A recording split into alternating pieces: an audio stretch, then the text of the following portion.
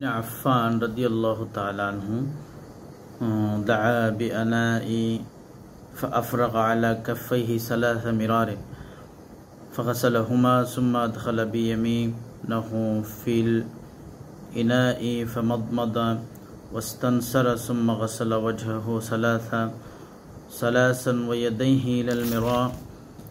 إلى المرفقين 3 مرار ثم مسح برأسه ثم غسل رجليه 3 مرار إلى الكعبين ثم قال رسول الله صلى الله عليه وسلم من توضأ نحو وضوء هذا ثم صلى ركعتين لا يحدث فيهما نفسه غفر له ما تقدم من ذنبه।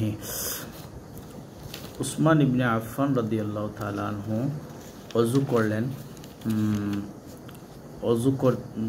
প্রথমে তিনি 3 বার কুলি করলেন, 3 বার তার উভয় হাতের কবজি পর্যন্ত দৌত করলেন। এই কবজি পর্যন্ত তিনি দৌত করলেন, তারপর 3 বার কুলি করলেন, এরপরে 3 বার নাকে পানি দিলেন, এরপরে মুখমণ্ডল, সমস্ত মুখমণ্ডল তিনি 3 বার দৌত করলেন, অতঃপর মাথা মাসেহ করলেন।